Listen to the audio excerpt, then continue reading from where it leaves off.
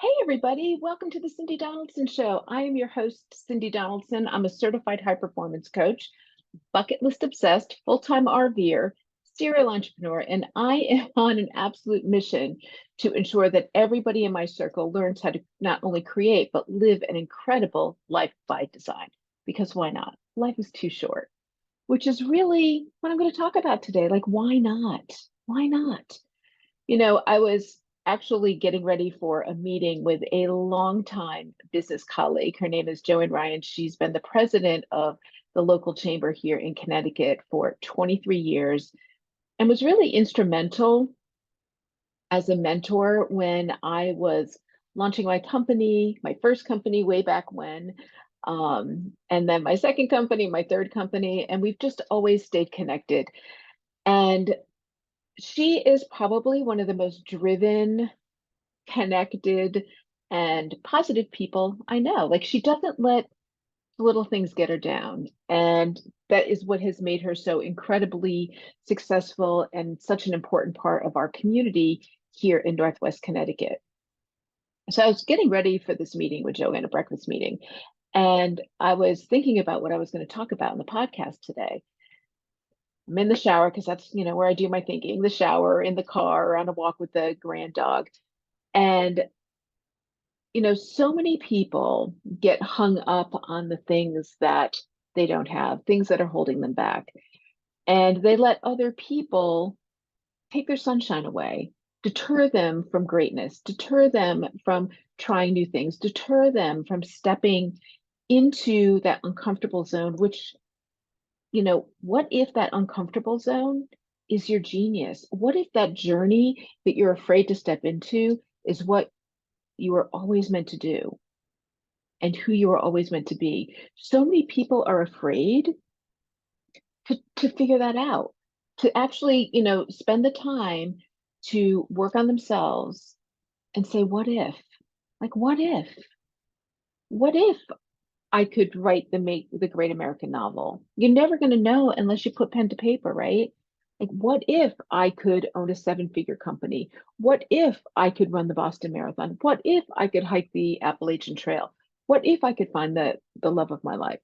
Like, we get hung up on the I can'ts, which if you've been with me a hot minute, you know that that phrase is not allowed in the Cindy language. It's just not allowed. So instead of, really getting hung up on this I can't thing, like really focusing on like, what if? What if I could really do that? Fill in the blank. And that was kind of an early lesson that Joanne taught me. And I've had several powerful mentors in my life. And I think I've shared this in an earlier podcast. One of my first mentors, his name was Art Weber, and he owned a Sir Speedy franchise down in Winston-Salem, North Carolina, where I lived with my ex-husband at a time when my life was complete mayhem. I actually got that job as a temporary job. And it was one of those stages in my life where I couldn't even get out of bed. I had two friends do an intervention, get me to therapy. I was a hot mess. And the psychiatrist I was working with at the time was like, you need to get a job. You need to get out of the house, get a job. Just go get a temp job. It doesn't matter what it is, doesn't matter how much it pays. You need to get a job. And so I got this temp job at this printing company. And this man, Art Weber, was the first person ever who told me I was smart and really believed in me as a business mind. He told me I was an incredible writer. He told me I was really smart. He was told me I was going to go places. And he supported every little decision that I wanted to make and every little decision that I wanted to do with my life, even when that included leaving his company and going to another one. He actually made the phone call and made that happen. The what ifs, the what ifs. Because I really, when I was at that printing company, I wanted to be a full-time salesperson. Not that I had this deep love of sales, but I knew it would offer me unlimited income. And the harder that I worked, the more money I would make. And money at that point in my life was freedom from my ex-husband. Money equated to freedom. Like I had to have my own money in order to break free and not be under his umbrella. And so sales was very appealing to me. It's another reason that network marketing has always been really appealing to me because you make the money that you want to make, right? You're not limited. Again, serial entrepreneur. I'm not limited by the amount of money that I can make in my company. I can work as hard as I want or not. And of course, the harder I work, 99% of the time, the more money I make. So back to this.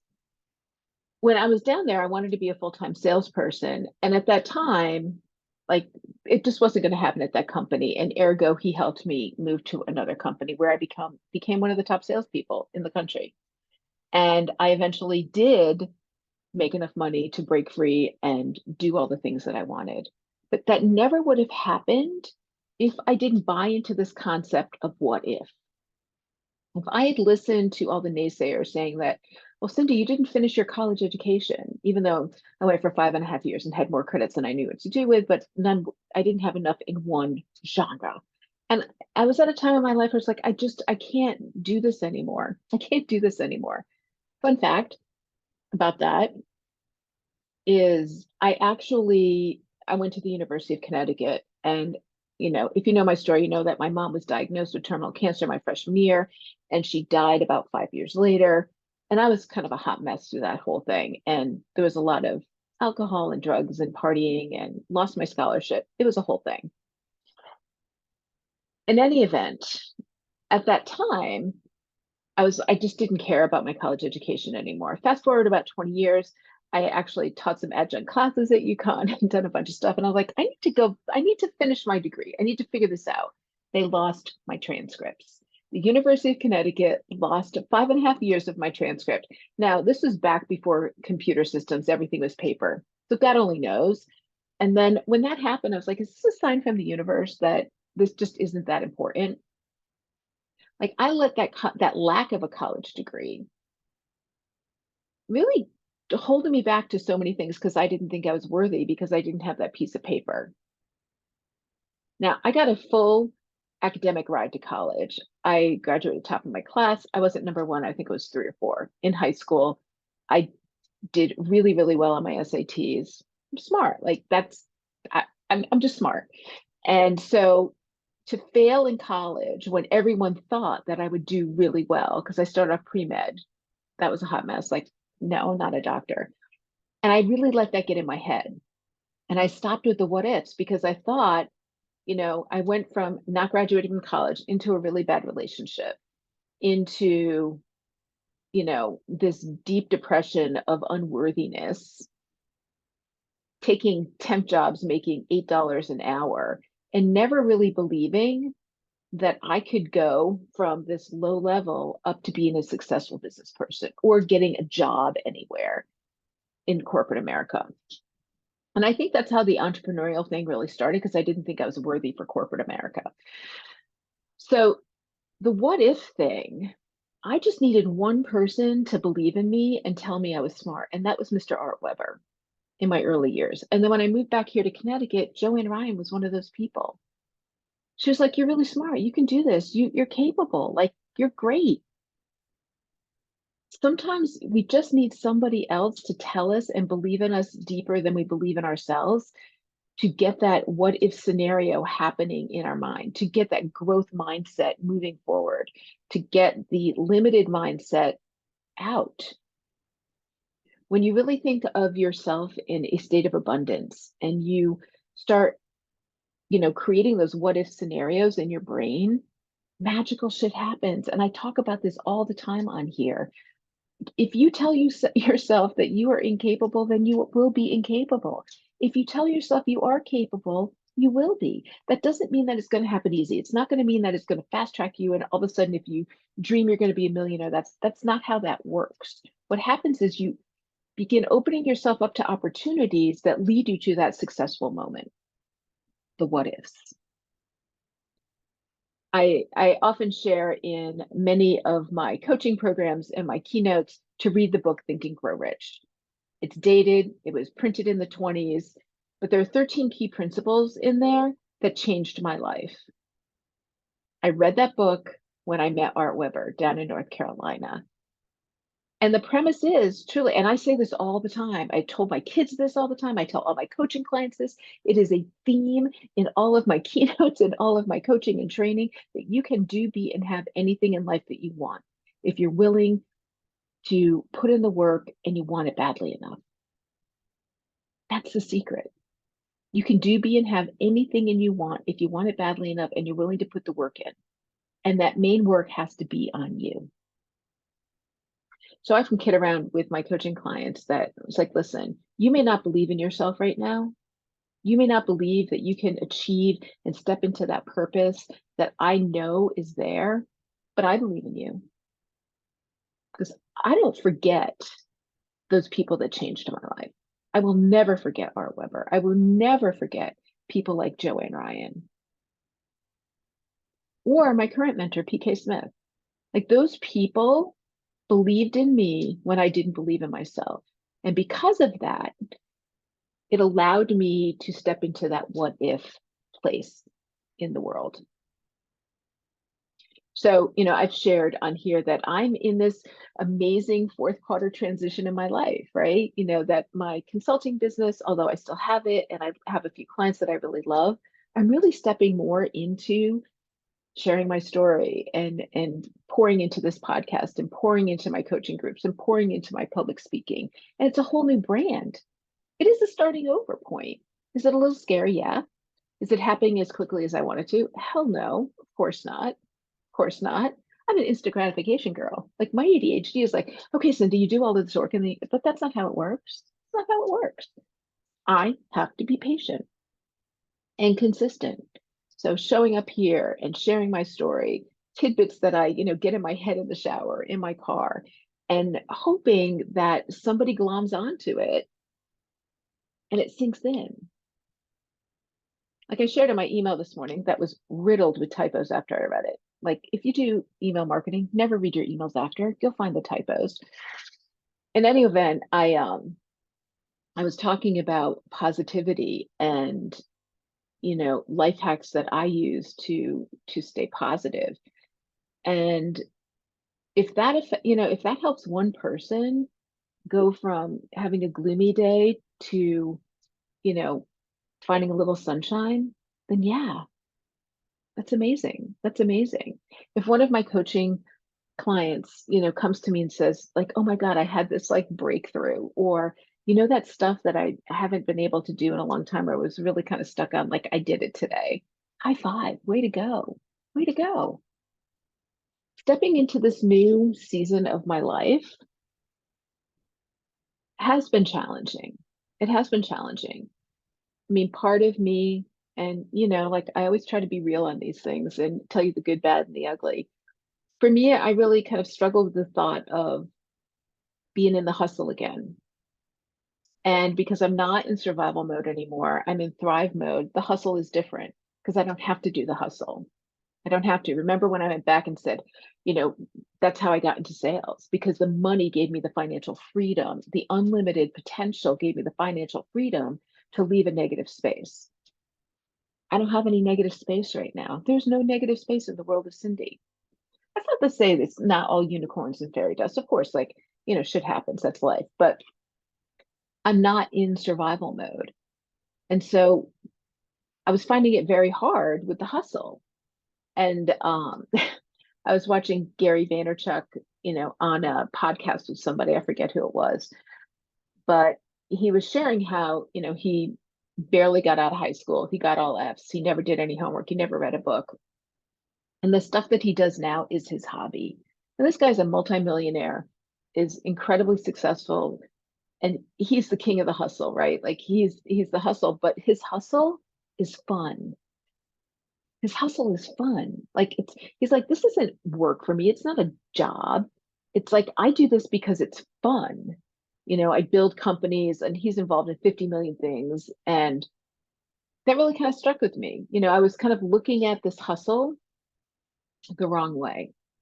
I was looking at this as a rebrand, building another company. And I talked through this with my mentor a million times, and he tried to like talk me off the ledge. But again, I don't think I was open to really hearing it until, I watch a podcast with Gary Vaynerchuk.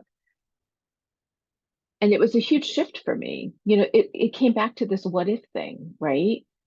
It's like I don't have to do all of this. I don't have to meet with people to get podcast guests. I don't need to meet with people to get on stages. I don't need to meet with people to do trainings. I don't need to do anything. I get to do those things. And this is fun. So the hustle's different. So if you're in that kind of space, like if you are in your fourth quarter of your life or third act or whatever you call it, where you're kind of past the point of you have to and you get to, and you're kind of feeling stuck in a new venture. I mean, I can't tell you how many people in their 50s and 60s and even 70s and some in their 80s whom I have met with, I have coached, I have mentored, I've co-created with, who reinvent themselves at that stage in their life. And the ones that really struggle are the ones that had my mindset of, I have to do the hustle again versus what if? Like, oh my God, like this is great. Like, what if I just, like it doesn't matter. Here's the thing, it doesn't matter right now for me. Like I don't need to build $1 million company. I mean, I've done that. It's cool, it's fun. I have money to pay my bills and travel and do what I want. So now I get to. And so the hustle is just fun. It's just fun. And I'm back in the what if game now. Like, what if I just call up so and so and ask them to be on my podcast? What if I'm ballsy and I make an appointment with this person and just say, hey, I think you should bring me in to work with your team? Or what if I meet with this person and say, hey, I think you should give me $1 million for my foundation because this is what I'm going to go do? Like, what if? What if? Like, what's the worst thing that's going to happen if I do those things? Like, seriously, nothing bad can happen. I could fall flat on my face with doing all of this. My podcast could, never hit 1 million views. My YouTube channel could, never get 1 million subscribers. TikTok, I may never beat the chicken who's got 3 million followers. Nothing bad's going to happen. I don't have to put a roof over my head. I don't have to put food in the belly of my children anymore. I don't have to do any of that. So this what if aha moment, and thanks, Gary Vaynerchuk, and then going back and remembering the mentors in my life and what drove me back then and differentiating that from what drives me now was such a huge game changer. Such a huge game changer. Thank you, Thinking in the Shower this morning. Thank you, Breakfast with Joanne. Thank you, Gary Vee, for letting me see that. And thank you, Art Weber, for being the first person to tell me I was smart and believing it. Thank you. So again, if you are kind of stuck in this stage of your life, especially if you are a baby boomer or a late Gen Xer, or maybe is it an early Gen Xer? I guess you'd be an early Gen Xer, which would put you closer to my age. Think about why you're doing it. And maybe some of you are in the space where you still do need to make some money. Like we all have to support ourselves, right? Flip the switch in your head and start doing something that really brings you joy. Find the happy in it. Find the joy in it. Think about the hustle. Like you can totally be driven by money if you're in it's because it's not about, let me rephrase that. You can be totally driven by the results of making the money. People that I find that are very driven just by making money are rarely happy. But people that are driven by a deep why to make money in order to solve a problem that they have or a situation that are in, that's a whole different story. If you're really just driven on what your bank account looks like and you're not enjoying that money, you and I need to talk because that's a big red flag. Talk about not living your life by design, like just making money to have in the bank or building up these assets and driven by the power of all of that versus actually enjoying the money that you're making. That breaks my soul. It breaks my soul. But say you're in this stage of your life and you're not financially in a space where you can just go off and, maybe you're not quite in that thrive spot. Like there's still a little bit of survival that you need to do to get where you need to get where you want to go. Then be very careful about getting down. Like, and again, go back to my email this morning where I talk about, the positivity thing.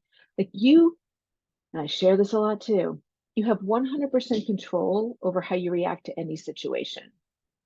And yes, bad things happen to good people. Shit hits the fan. You can have a bad day. You can spill the coffee on your suit. The kids can be running around. The love of your life could have, broken your soul. Like those things happen. Those things happen. If you need to go to therapy, go to therapy, unbox it, make it, do what you need to do. But if you've gone through the therapy, you've identified it, and you continually beat yourself up and not pat yourself on the back, and you are in this, again, limited mindset, and you're not saying, what if? What if? Like, what if I do this? Like, what if I try? What if I pour into myself? What if I put myself first for once? Something I'm really working on hard. It's I'm a classic mom of a millennial where I poured into them. And I love my daughter dearly. Every Mother's Day, she'll put a post on social media about how I never once told her that she couldn't have something, specifically when it came to her dreams, and that I always put the kids first. And, I gave them every opportunity, and they're thriving and they're doing great. But I never once told them they couldn't do something, like ever, ever. I just didn't. I didn't have really tight restrictions on them. I didn't have tight curfews. Now, if they, and we had a pretty open, open relationship. But if they did something stupid that they knew I wouldn't approve of, then, all hell would break loose. So they knew the limits. And did they break those rules every once in a while? Yeah. But overall, my kids were really good kids. They really were, because they knew that, like for instance, I had this rule, like if you're out with friends and somebody's drinking, do not get in the car. If you're drinking, don't get in the car. Call me. I don't care. No judgment. Did it happen a couple times? Yeah, sure. No judgment. Call me. I'll come get you. I'll put you to bed, whatever. And we won't talk about it again unless you want to talk about it, because you know the rules. So I don't even know where I was going with this. Oh, so my daughter talked about that every Mother's Day, and